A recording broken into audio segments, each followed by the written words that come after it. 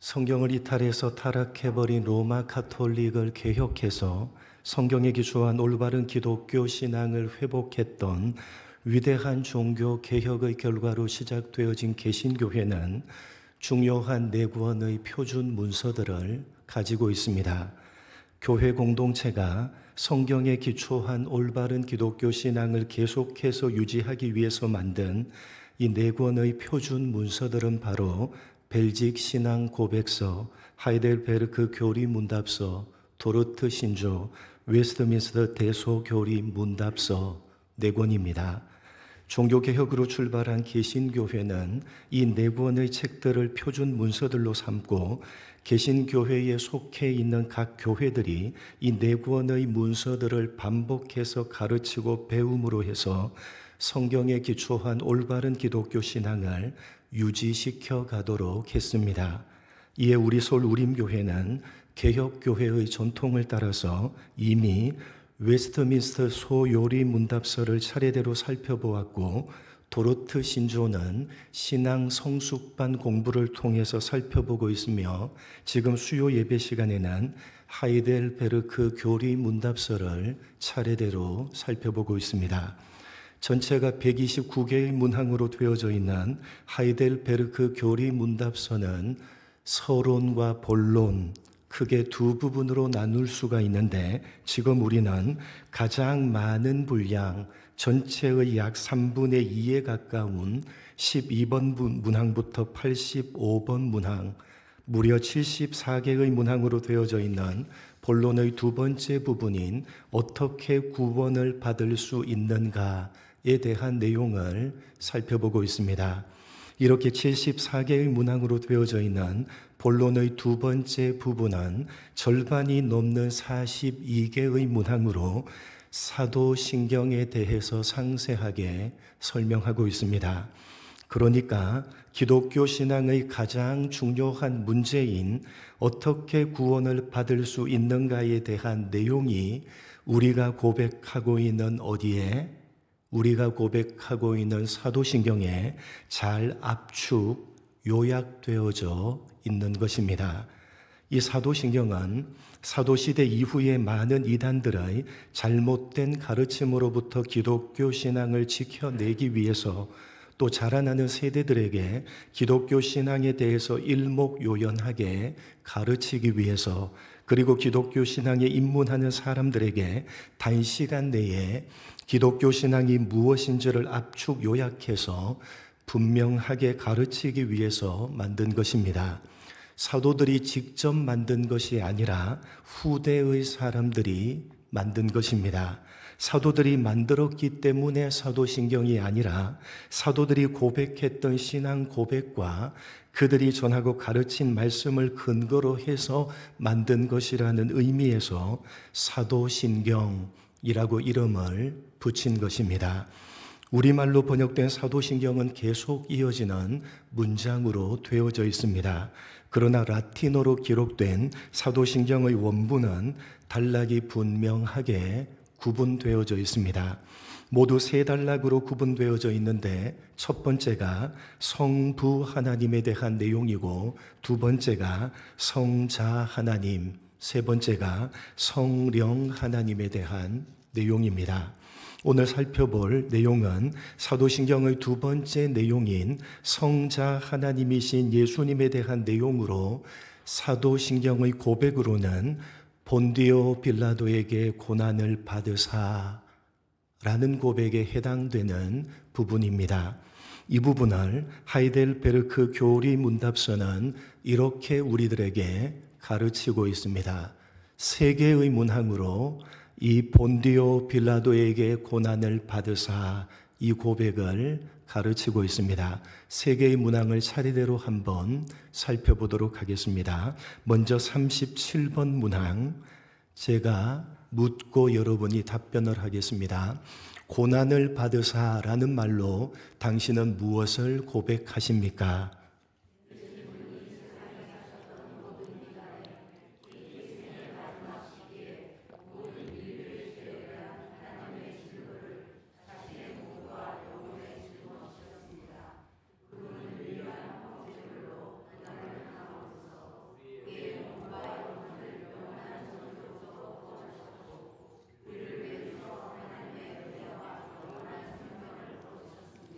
38번 문항입니다.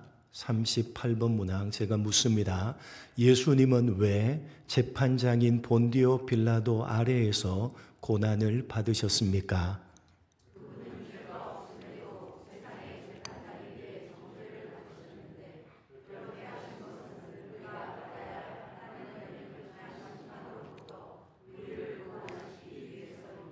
39번 문항입니다. 제가 묻습니다.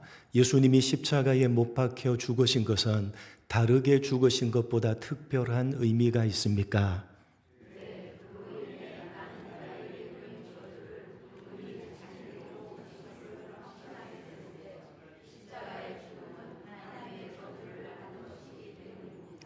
여러분, 기독교 신앙을 가지고 있는 우리들이 믿음의 대상이신 삼위 하나님 가운데 성자 하나님이신 예수님에 대해서 신경, 라틴어로 크레도, 우리의 심장을 바쳐서 믿어야 하고 우리가 심장을 바쳐서 고백해야 하는 중요한 내용 가운데 하나는 예수님이 본디오 빌라도에게 고난을 받으셨다는 것입니다.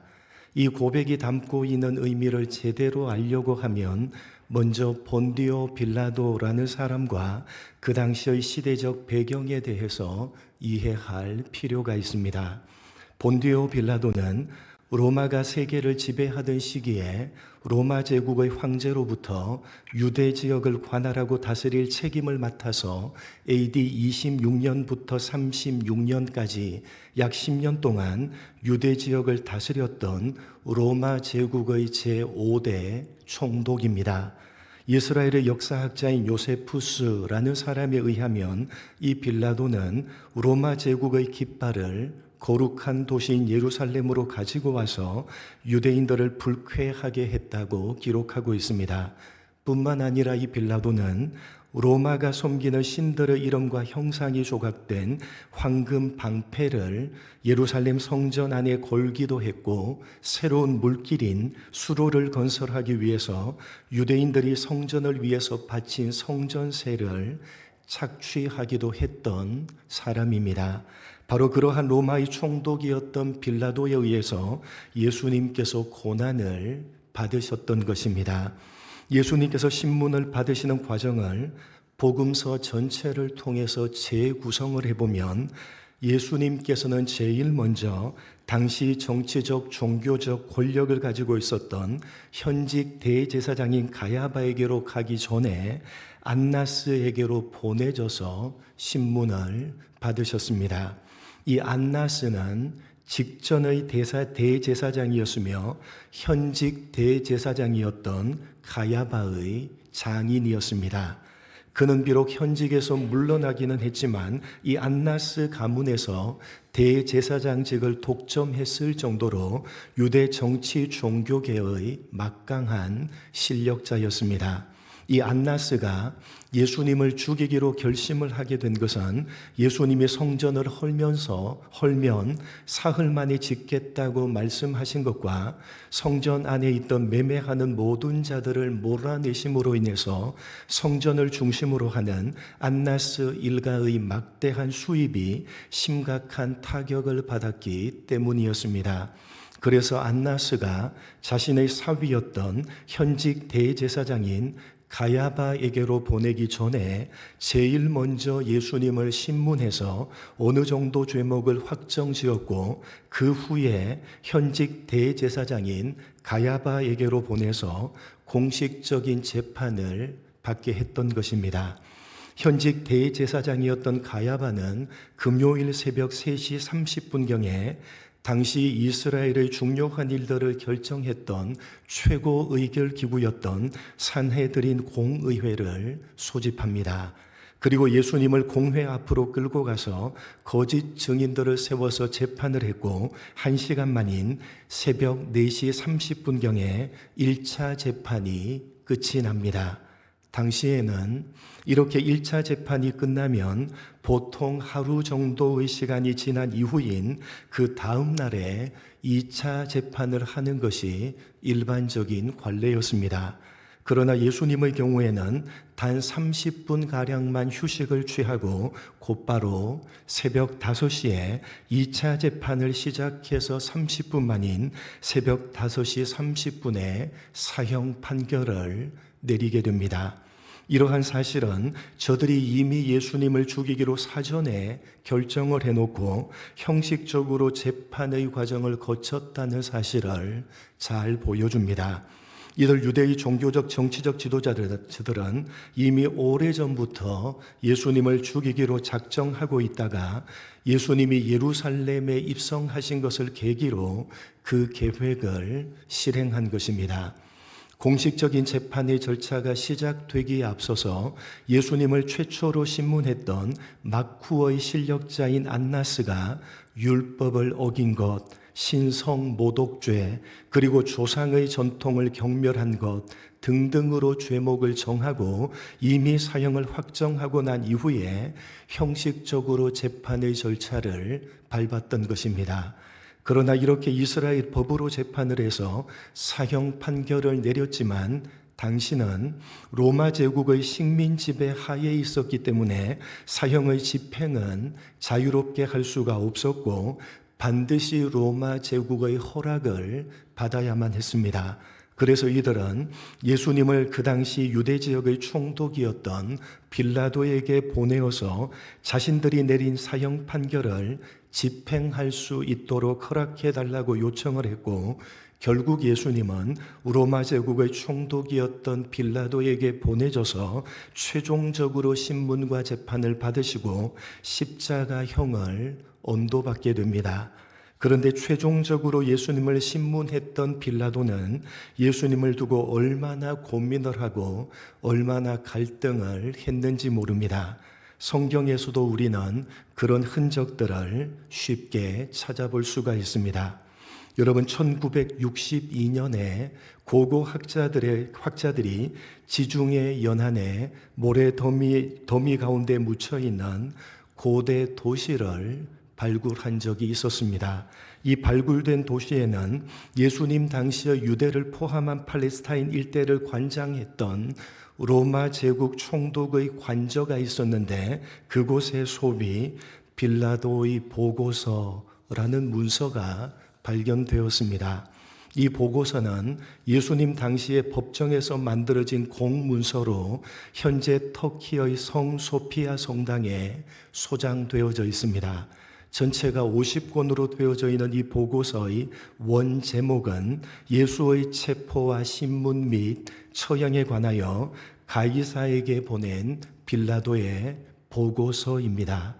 성경을 하나의 고대 문서로 간주하는 자유주의 신학자들과 기독교 안티들이 이 문서를 위조 문서라고 주장을 해서 그 진위 여부에 관해 많은 논란이 있기는 하지만 그 당시의 상황에 대해서 참조할 만한 내용을 담고 있다는 것은 그 누구도 부인할 수가 없는 사실입니다.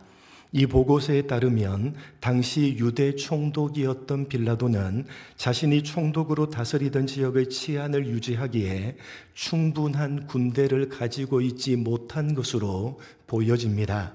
그래서 빌라도는 이 보고서에서 더 많은 군대를 파견해 달라고 하소연하고 있는 내용이 계속해서 등장합니다. 특히 자신이 총독으로 다스리던 유대 지역에 자꾸만 밀란이 일어나려고 하는데 로마 제국의 황제에게 군대를 더 파견해 달라고 거듭 요청했음에도 답이 없자 빌라도는 주변에 있는 다른 총독들에게까지 군대를 지원해 줄 것을 요청합니다. 그러나 모두 다 거절합니다. 왜냐하면 당시에 로마 제국이 정복한 각 나라들에 파견한 총독들은 서로 경쟁 관계에 있었기 때문입니다. 그런 경쟁심 때문에 총독들 사이의 협조가 원활하지가 않았던 것입니다. 그러니까 빌라도는 로마 제국의 황제에 의해서 당시 유대 지역의 총독으로 파견되어서 다스리고 있었지만 유대 지역 전체를 장악할 정도의 충분한 군대를 소유하지 못하고 있었습니다. 그나마 겨우 이스라엘의 치안을 유지할 수 있었던 까닭은 유대의 정치적 종교적 지도자들이 도움을 주고 있었기 때문이었습니다. 그 당시 유대의 정치적 종교적 지도자들은 자신들이 가지고 있는 권력과 부를 유지하기 위해서 로마 총독에게 여러 가지 도움을 주고, 그렇게 도움을 줬던 만큼 유대 지역 내에서 그들이 가진 부와 지위를 로마 총독으로부터 보장받았습니다. 그래서 이 빌라도의 보고서를 보면 빌라도가 이들 유대의 정치적 종교적 지도자들을 향해서 저들은 다 사기꾼들입니다 라고 보고한 기록이 나옵니다. 당시 빌라도는 그런 상황 가운데 있었기 때문에 사실은 자신의 소신대로 무언가를 할 수가 없었고, 언제나 유대 정치적 종교적 지도자들의 눈치를 살펴야 했던 것입니다. 만약에 유대의 지도자들이 전체의 민심을 하나로 규합해서 반란을 일으킨다면 총독인 빌라도는 그 반란을 진압할 만큼 충분한 군대를 가지고 있지 못했기 때문에 저들 유대의 정치적 종교적 지도자들과 긴밀한 협력 관계를 유지할 수밖에 없었던 것입니다. 그런데 그런 상황 가운데 유대 백성들의 민심을 하나로 규합할 만한 상당히 영향력을 가진 한 젊은이가 갑자기 등장을 했는데, 바로 예수라고 이름하는 청년이었습니다. 언제나 가는 곳마다 많은 사람들의 지지를 받으면서 군중들을 휘몰고 다니니까 총독인 빌라도의 입장에서는 긴장할 수밖에 없었던 것입니다. 그래서 밀정을 보내서 은밀하게 예수님의 일거수일투족을 감시하면서 보고를 받았고, 그렇게 보고받은 내용들을 로마의 황제에게 보고서를 만들어서 보냈던 것입니다. 그것이 바로 빌라도의 보고서입니다. 당시 유대 지역의 왕은 헤롯이었지만 이 헤롯은 로마 제국에 의해서 세워진 왕이었기 때문에 유대 백성들의 지지를 받지 못하고 있었고, 앞서 말씀드렸듯이 유대의 실제적인 권력자들이었던 대제사장과 사두개인들을 중심으로 하는 산회들인 공회원들은 자신들이 가진 부와 권력을 유지하기 위해서 로마 제국의 총독인 빌라도와 결탁되어져 있었습니다. 이런 상황에서 갑작스럽게 등장해서 짧은 시간 안에 대중들의 전폭적인 지지를 받으면서 군중들을 휘몰고 다니고 있는 예수님은 빌라도의 입장에서는 너무나도 위협적인 존재일 수밖에 없었습니다. 그래서 사람을 붙여서 감시를 하고 보고를 받았던 것입니다. 그런데 바로 그 예수가 유대의 정치적 종교적 지도자들에게 잡혀서 자신의 앞으로 끌려온 것입니다. 그것도 이미 유대의 공식적인 재판을 거쳐서 사형 선고를 받고 그 집행을 허락해달라고 로마 제국의 총독인 자신에게로 보내어진 것입니다.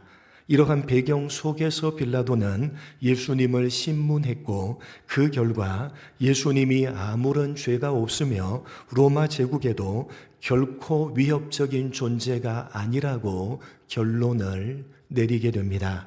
그래서 빌라도는 예수님을 놓아주려고 명절에 한 사람씩 놓아주는 유대의 관례까지 언급하면서 예수님을 놓아주려고 애를 씁니다. 그러나 빌라도는 자신이 총독으로 다스리고 있었던 유대 지역에 밀란이 일어날 것 같은 분위기가 되어지자 그 분위기에 밀려서 결국 예수님을 십자가에 못 박도록 허락해주고 맙니다.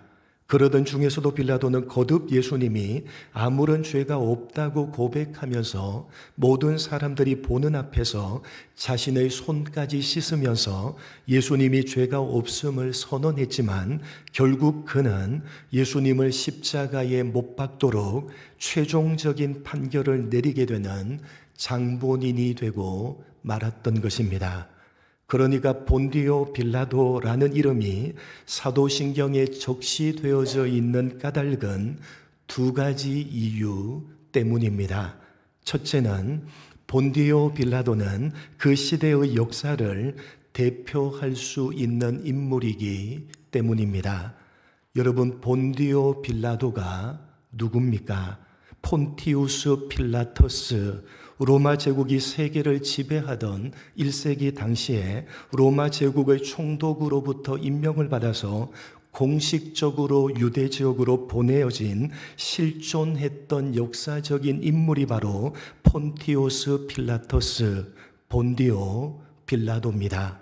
공식적인 문서에 정확하게 그 이름이 명시되어져 있는 역사적인 실존 인물입니다. 사도신경의 고백이 그렇게 우리가 살아가고 있는 이 역사 안에서 실제로 일어났던 사건이라는 사실을, 그 당시를 대표하는 역사적인 실존 인물인 폰티오스 필라토스, 본디오 빌라도의 이름을 적시함으로써 분명히 하고 있는 것입니다. 그리고 두 번째 이유는 빌라도가 예수님을 십자가에 내어주라는 최종적인 판결을 내렸던 사람이기 때문에 사도신경에 적시하고 있는 것입니다. 그가 예수님을 죽인 장본인이다 라는 의미가 아니라 사실 빌라도는 예수님을 죽이려는 마음이 조금도 없었습니다. 오히려 그 어떤 죄도 찾을 수가 없다고 하면서 3번이나 예수님을 놓아주려고 했던 사람이 빌라도였습니다. 그러나 이 빌라도는 최종 판결을 내린 대표자, 다시 말해서 당시 세상을 다스리고 있던 로마 황제의 대리인으로서 세상을 대표하는 상징적인 인물이기 때문에 사도신경에 그 이름이 적시되어져 있는 것입니다. 여러분, 사실 예수님을 십자가에 못 박아 죽인 장본인은 누굽니까? 여러분, 예수님을 십자가에 못 박아 죽인 장본인은 누굽니까? 이 세상에 존재하는 모든 사람이 죄인이기 때문에 사실은 우리 자신을 포함한 이 세상의 모든 사람들이 예수님을 십자가에 못 박아 죽인 장본인들입니다. 본디오 빌라도도 아니고 유대의 정치적 종교적 지도자들도 아니었습니다. 누굽니까? 죄인인 우리들이 예수님을 십자가에 못 박아 죽인 장본인입니다. 본디오 빌라도는요, 그 대표자로서 이름이 사도신경에 적시되어져 있는 겁니다. 더 나아가서 성부 하나님께서는 죄를 범하고 타락한 우리를 구원하시기 위해서 죄를 범한 우리가 마땅히 받아야 할 하나님의 심판, 하나님의 재판을 죄가 없으신 예수님이 대신 받게 하신 것이고, 우리가 마땅히 받아야 할 죽음의 형벌을 죄가 없으신 예수님이 대신 받도록 하신 것입니다. 성부 하나님께서 우리를 죄에서 구원하시기 위해서 대신 예수님을 재판하시고 대신 예수님에게 형벌을 내리신 것입니다. 그러니까 본디오 빌라도는 우리 자신을 포함해서 죄를 범하고 타락한 이 세상에 존재하는 모든 사람들을 대표하는 대표자로 사도신경에 그 이름이 기록되어져 있는 것이고, 사도신경은 본디오 빌라도에게 고난을 받으사라는 고백으로 우리 모두가 예수님을 십자가에 못 박아 죽인 장본인임을 우리는 고백하고 있는 것이고, 하나님께서 그렇게 허락하신 까닭은 죄인인 우리를 대신해서 예수님을 재판하시고 예수님을 죽이심으로 우리를 구원하셨다는 사실을 우리의 입으로 고백하도록 하기 위해서 본디오 빌라도에게 고난을 받으사라는 구절을 사도신경에 넣어서 우리로 고백하도록 하고 있는 것입니다. 이것이 37번부터 39번 문항이 우리들에게 가르치고 있는 핵심적인 내용입니다. 여러분, 우리가 고백하고 있는 사도신경의 모든 고백은 우리가 살아가고 있는 이 역사 속에서 실제로 일어났던 사건입니다. 그리고 특별히 예수님을 십자가에 못 박아 죽인 장본인은 바로 본디오 빌라도로 대표되는 이 세상에 존재하는 모든 사람들이고, 다름 아닌 바로 우리 자신입니다. 죄를 범하고 타락한 죄인인 우리 자신이 사도신경이 적시하고 있는 본디오 빌라도인 것입니다. 죄인인 우리가 예수님을 십자가에 못 박아서 죽인 장본인이고 성부 하나님께서는 죄인인 우리를 구원하시기 위해서 죄가 없으신 예수님이 저주의 십자가에 못 박혀 죽도록 허락을 해 주신 것입니다. 죄인은 우리에게 마땅히 쏟으셔야 할 그 죄에 대한 저주, 죄에 대한 형벌을 우리를 대신해서 죄가 없으신 예수님에게 쏟으신 것입니다. 그것은 실제로 우리가 살아가고 있는 이 역사 속에서 일어난 사건입니다. 그것이 본디오 빌라도에게 고난을 받으사라는 고백이 가지고 있는 의미입니다. 여러분, 사도신경, 신경으로 고백된 원문 라틴어 단어는 다시 말씀드려서 크레도라는 단어입니다. 여러분, 크레도라는 단어가 가지는 의미가 뭐라고요? 심장. 그러니까 이 사도신경의 고백은 우리의 심장을 바쳐서, 우리의 마음을 다해서, 우리의 생명을 바쳐서 고백해야 되는 내용인 것입니다. 여러분의 심장을 바쳐서 믿으시고, 여러분의 심장을 바쳐서, 여러분의 생명을 바쳐서 우리가 바로 예수님을 십자가에 못 박아 죽인 장본인이요, 하나님께서 죄인인 우리를 구원하시려고 대신 예수님을, 죄가 없으신 예수님을 십자가 형벌을 받게 하시고 십자가에 무참하게 죽이셨다는 사실을 고백하고 있는 본디오 빌라도에게 고난을 받으사라는 이 고백으로 심장을 바치시고 생명을 바쳐서 고백하시는 여러분 모두가 되시기를 주님의 이름으로 간절히 축복합니다. 하나님 아버지, 예수님을 십자가에 못 박아 죽인 장본인은 바로 본디오 빌라도로 대표되고 있는 죄인인 우리 자신임을 깨달아 알게 하여 주옵소서. 죄인인 우리를 구원하시기 위해서 성부 하나님께서 죄가 없으신 유일한 아들이신 예수님을 우리 모양으로 보내시고 우리를 대신해서 하나님의 심판을 받게 하시고 십자가에 무참히 죽이시기를 허락하셨다는 사실을 깨달아 알며 본디오 빌라도에게 고난을 받으사 이 고백으로 마음을 다해서 심장을 바쳐서 생명을 다해서 고백하는 우리 모두가 될 수 있도록 은혜 베풀어 주옵소서. 감사하오며 예수님의 이름으로 기도드립니다. 아멘.